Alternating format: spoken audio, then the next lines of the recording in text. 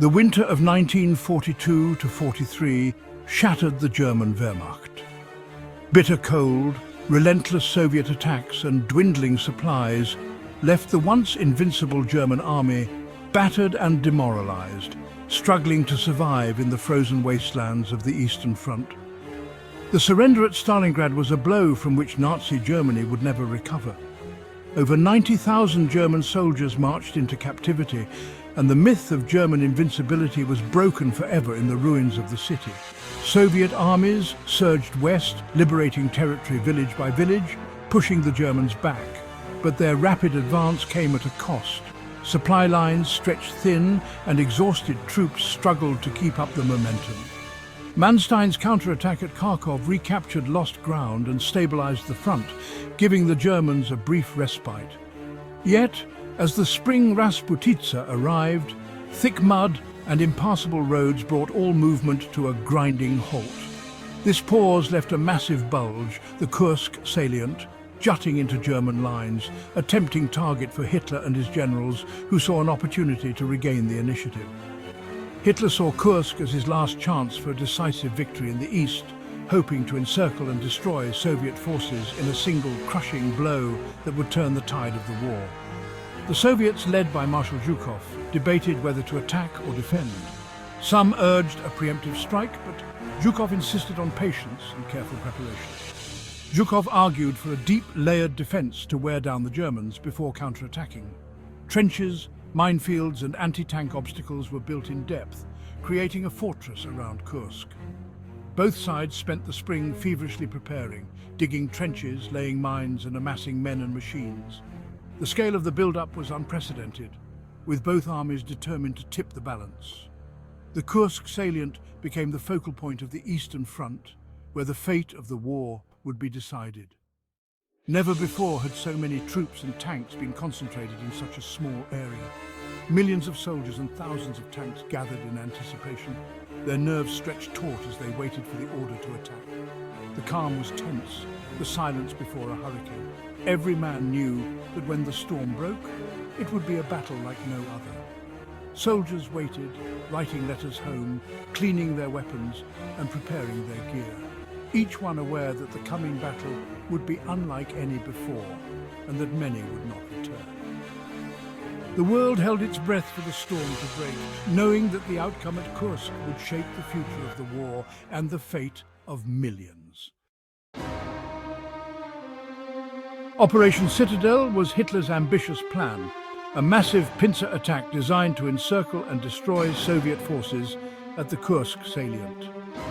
The operation was seen as a chance to regain the initiative on the Eastern Front after the devastating defeat at Stalingrad. Hitler believed that a decisive victory here could turn the tide of the war in Germany's favor.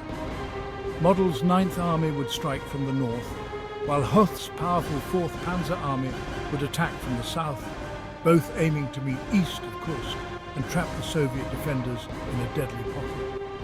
However, Hitler delayed the attack, insisting on waiting for the arrival of new tanks, the formidable Panther, the heavily armoured Tiger and the massive Ferdinand tank destroyer, all touted as technological marvels. He was convinced that these so-called wonder weapons would smash through Soviet defences and guarantee a swift victory. But experienced German generals like Guderian and Manstein warned that the repeated delays had cost them the element of surprise. The Soviets were now fully aware and prepared for the coming assault. The Soviets, aided by excellent intelligence, constructed deep multi-layered defences, trenches, minefields and anti-tank obstacles designed to absorb and bleed the German attack, turning the salient into a fortress. Marshal Zhukov's strategy was to let the Germans exhaust themselves against these formidable defences, then launch a powerful counterattack with fresh, well-prepared reserves. Both sides braced for a colossal clash, but the Germans, unaware of the full extent of Soviet preparations, were marching straight into a deadly trap. The fate of the entire Eastern Front, and perhaps the outcome of the war itself, would hinge on the titanic struggle about to unfold at Kursk. The stage was set for a battle of unprecedented scale, one that would decide the future of the Eastern Front and echo through history.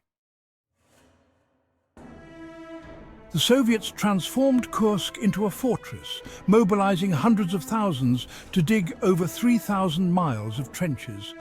8 defensive belts packed with mines, bunkers and anti-tank guns stretched for over 100 miles. Over 1 million mines, anti-tank and anti-personnel created deadly barriers. German tanks advanced in constant fear, knowing any step could be their last. Soviet artillery, including thousands of Katyusha rocket launchers, was massed to deliver overwhelming firepower.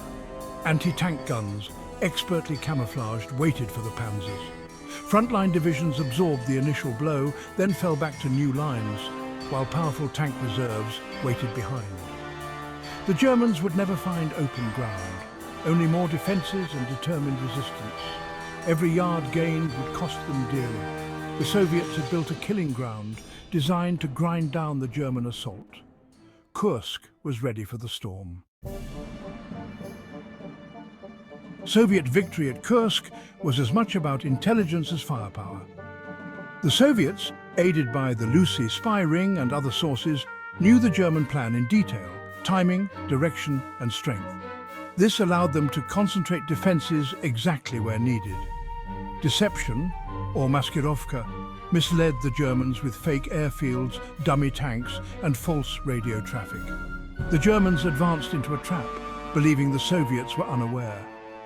Zhukov's confidence came from knowing precisely what was coming. The battle was half won before the first German tank moved. On the early morning of July 5, 1943, the Soviets unleashed a massive artillery barrage, catching the German forces completely off guard. The thunderous roar of artillery echoed across the Eastern Front, marking the beginning of a pivotal battle. In the north, Model's Ninth Army advanced into a formidable wall of Soviet resistance, making only minimal gains at a horrific cost. The battlefield was a scene of chaos and destruction, with German forces struggling to break through. Minefields and well-placed anti-tank guns crippled the German armour, while Soviet infantry swarmed isolated tanks, turning them into fiery wrecks. The German advance was halted by the relentless Soviet defence.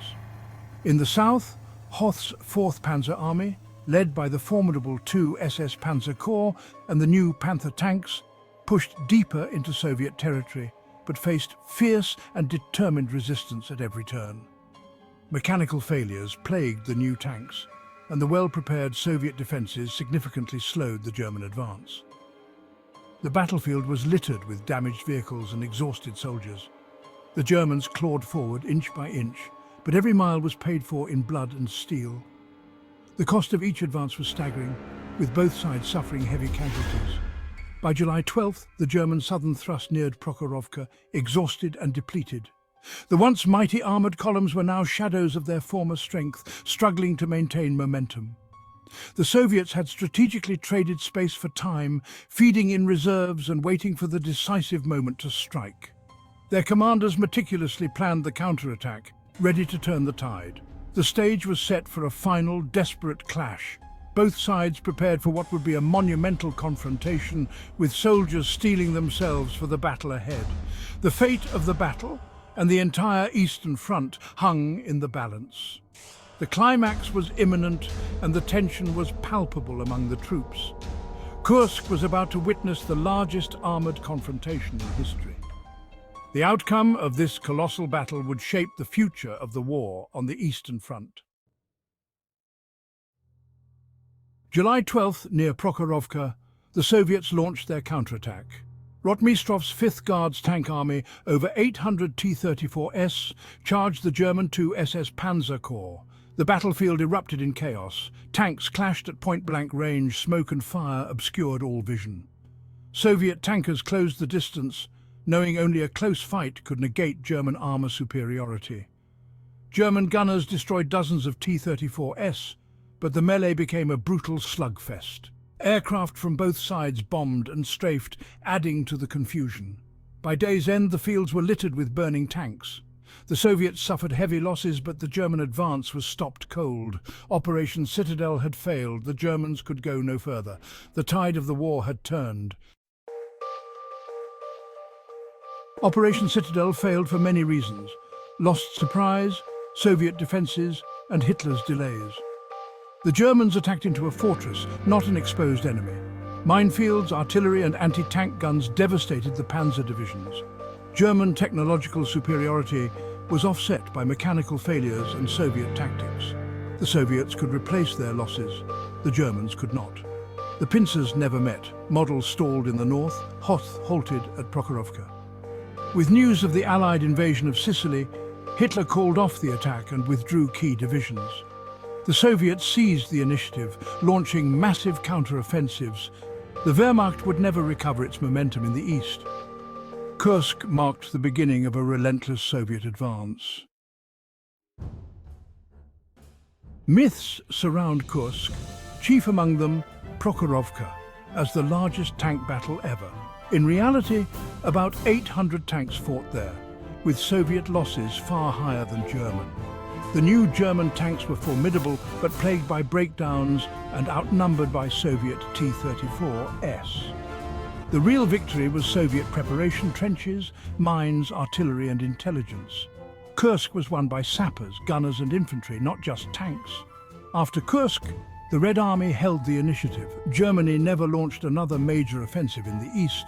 The battle broke the back of the Wehrmacht. From 1943 on, the Soviets pushed relentlessly west, ending in Berlin. Kursk was the true turning point of the war in the east.